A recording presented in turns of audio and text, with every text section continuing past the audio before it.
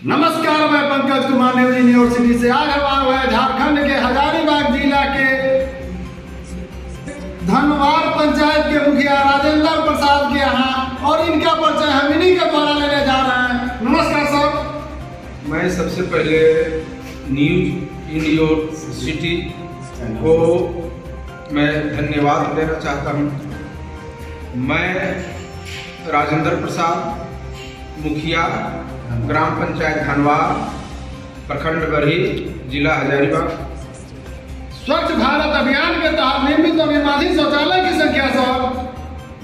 धनवार पंचायत में शौचालय का निर्माण लगभग 300-350 के पास हुआ, लेकिन वह काफ़ी जर्जर हालात में है और जिस तरीके से काम होना चाहिए उसमें सही ढंग से काम नहीं हुआ, जिससे ग्रामीणों को थोड़ा परेशानी का सामना करना पड़ता है।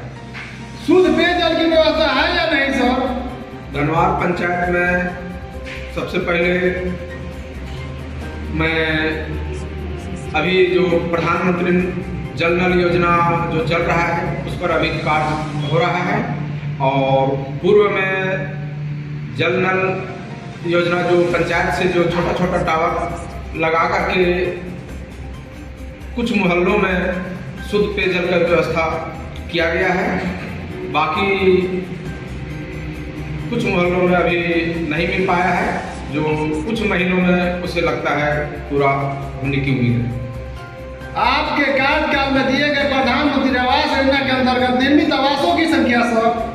हमारे कार्यकाल में प्रधानमंत्री आवास योजना एक भी नहीं बना, और जहाँ तक अंबेडकर आवास योजना है उसमें 3 लाभुकों का बना है। आपके पंचायत में वंचितों की संख्या सर?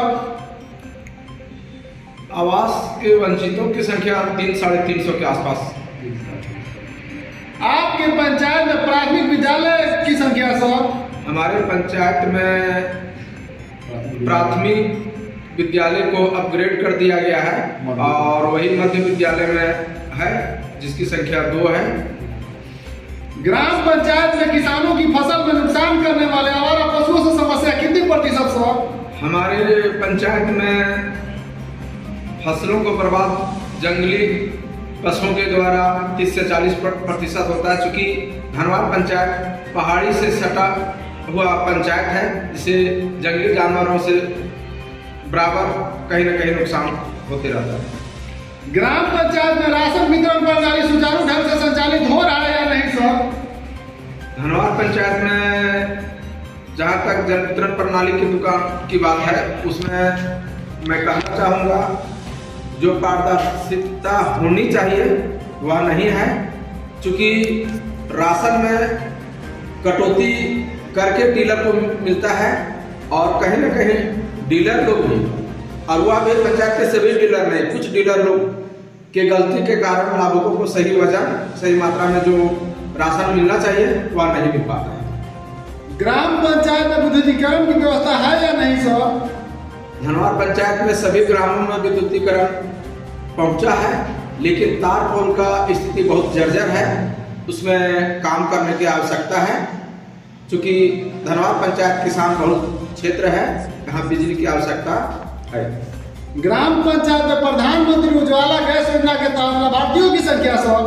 धनवार पंचायत में उज्ज्वला योजना के अंतर्गत लगभग 300 से 350 लाभुकों को मिला है, और लगभग 300 के आसपास लाभुकों को मिलना चाहिए, क्योंकि उन लोग वंचित हैं, उनको लाभ मिलना चाहिए। केंद्र सरकार के द्वारा चलाई जा रही किसान सम्मान निधि योजना के अंतर्गत लाभार्थी किसानों की संख्या सर? लगभग 800। वंचित कितना होगा लोग सर? 250 के आसपास।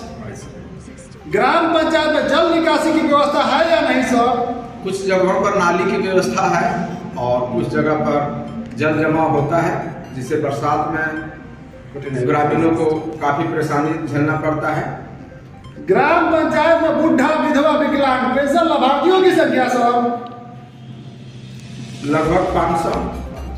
वंचित कितना होगा लोग साहब? लगभग 200। ग्राम पंचायत में पशु शेड लाभार्थियों की संख्या सर? सरकारी शेड मात्र 2 बना है, शेष 2 से 300 लोगों की आवश्यकता है। स्वच्छता के अंतर्गत डस्टबिन की व्यवस्था हुई है या नहीं सर?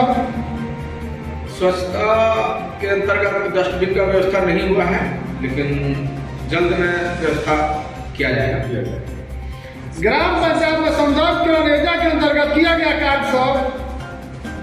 सुंदरीकरण का कार्य में जहाँ तक बात है तो धनवार पंचायत में काफी आवश्यकता है, फंड का अभाव है, लेकिन पंचायत भवन में सुंदरीकरण का कार्य किया गया है, जो वहाँ का व्यवस्था अच्छा है। और पंचायत में अन्य गांवों में भी व्यवस्था करनी है, लेकिन फंड का अभाव है। ग्राम पंचायत में सौंदर्यीकरण योजना के अंतर्गत किया गया कार्य? पंचायत भवन में फाइबर ब्लॉक का कार्य किया गया है, शेड का किया गया है। ग्राम पंचायत में स्ट्रीट लाइट की व्यवस्था है या नहीं सर? स्ट्रीट लाइट का व्यवस्था है, लेकिन कहीं कहीं ठीक है तो कहीं कहीं खराब है, और पूरे पंचायत में व्यवस्था नहीं है, उसे संतोषजनक नहीं कहा है।